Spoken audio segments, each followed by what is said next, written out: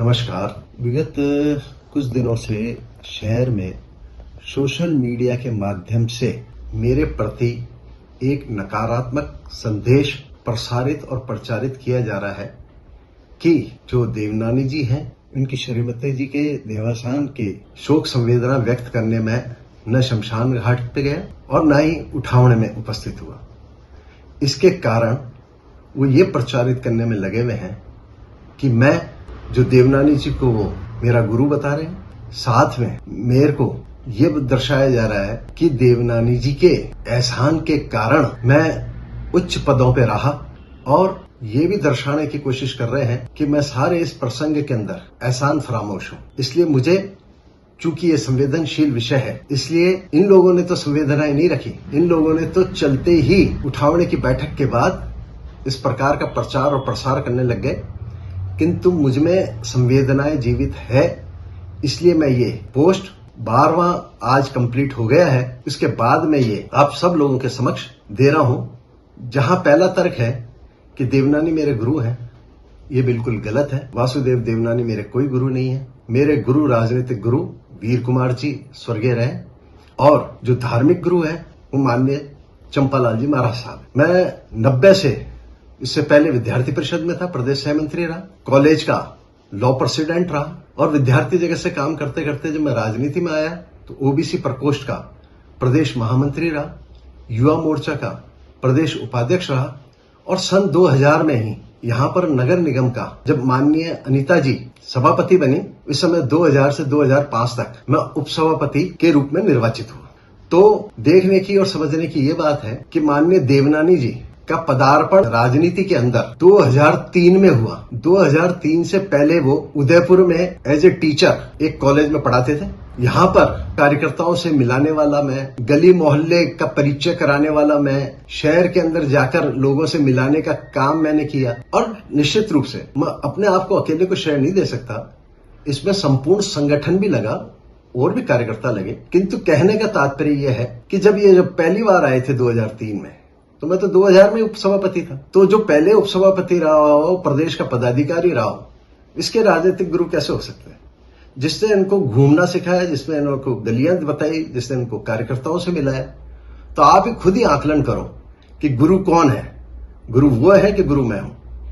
अब दूसरा विषय ये उठाते हैं कि साहब मैं एहसान फरामोश हूं, इन्होंने मेरे पे बहुत एहसान किए।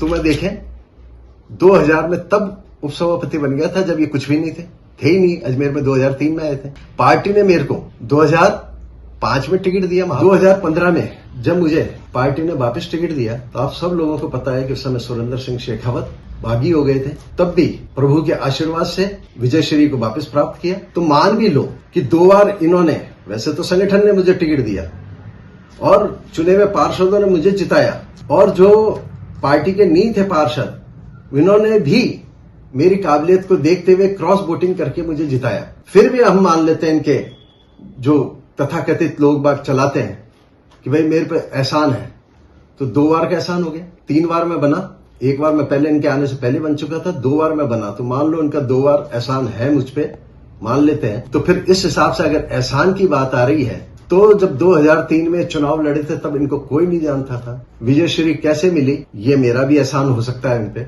फिर दोबारा 2005 में जब चुनाव लड़े तब मात्र 700 वोटों से जीते। इस समय भी चुनाव की बागडोर मैंने संभाली, ये भी मेरा एहसान हो सकता है। इस प्रकार से ये 5 बार चुनाव लड़ चुके हैं। चुनाव में मदद करना, साथ में खड़ा होना अगर एहसान है, तो अगर ये मेरे साथ 2 बार खड़े हुए हैं तो मैं भी इनके साथ 5 बार खड़ा हुआ हूं। तो एहसान में आज भी मेरे इन पे 3 ज्यादा और एहसान है। फिर हम बात लेते हैं कि ये बात कह रहे हैं कि साहब संवेदना व्यक्त करने नहीं आए। इसके बारे में मैं लोगों की जानकारी में नहीं है, मैं इस विषय को लाना भी नहीं चाहता था, किंतु जब इन्होंने मुझे मजबूरी किया है तो उस विषय को भी मैं उजागर करता हूं। जब ये 2025 में जनवरी में खुद देवनानी जी बीमार हुए थे, तो उनकी, मेरे जो धार्मिक गुरु है चंपालाल जी महाराज साहब, उन्होंने कहा कि इनके कुशल क्षेम पूछने चाहिए। तो मैंने इनको फोन किया, इनका स्विच ऑफ आ रहा था, इनके बेटे को फोन किया, इसने मेरे फोन का रिप्लाई नहीं दिया। तो मैंने इनके व्यक्तिगत नंबर पे मैसेज डाला, जो मैं आपको दिखाऊंगा। इस मैसेज पे मैंने डाला कि मैंने आपका स्वास्थ्य पूछने के लिए किया था कॉल, आपका स्विच ऑफ है। आपके बेटे को किया, उसने भी फोन नहीं उठाया। मैं ईश्वर से प्रार्थना करता हूं कि आप शीघ्र स्वास्थ्य लाभ को प्राप्त करें। ये संवेदनाएं मेरी है जब मैंने जनवरी 2025 में कही। इसके बाद इसका रिप्लाई दूसरे दिन इन्हीं के व्यक्तिगत फोन से एक वॉइस आती है, मैसेज, जिसके अंदर ये कहते हैं तो भी इसको पुष्पांजलि देने नहीं देना है। सीधा सा या तो धोखेबाजों से, और कहने का तात्पर्य इनका यह है कि मैं एक गद्दार हूं, धोखेबाज हूं। इसलिए धोखेबाज से यदि उनका खुद का ही काल्पनिक था कि यदि वो 100 बरस पूरे कर लेते हैं, तो मेरे लिए निर्देशित कर रहे थे वो अपने परिवार को, लोगों को, कार्यकर्ताओं को कि इसको पुष्पांजलि भी नहीं करने देना। तो जो व्यक्ति खुद के मामले में संवेदनहीन होकर मेरे द्वारा संवेदनाएं पूछे जाने पर भी खुद संवेदनहीन होते हुए ये कह रहा है कि मेरे पुष्पांजलि भी करने नहीं जाए, तो आप बताएं कि ऐसे निश्चित रूप से मेरे को इनके परिवार में जो वज्रघात हुआ है इसके लिए दुख है। दुख प्रकट भी करता हूं, मन से करता हूं, वचन से करता हूं। मर जाके कर्म से इसलिए नहीं कर सकता क्योंकि इन्होंने खुद ने ही इस विषय को मना किया। तो क्या संवेदना ऐसी होती है क्या कि जो खुद ही अपन जबरदस्ती जाएंगे कि नहीं मेरे से तो लो, आप तो लेना नहीं चाहते। इसलिए जो आज ये घमंड के ऊपर पहुंच गए, समय आता है और समय जाता है। इसलिए आपने मुझे संवेदनाएं अपने प्रति भी प्रकट नहीं करने दी, इसलिए मैं संवेदनाएं प्रकट करने आपके उसमें नहीं।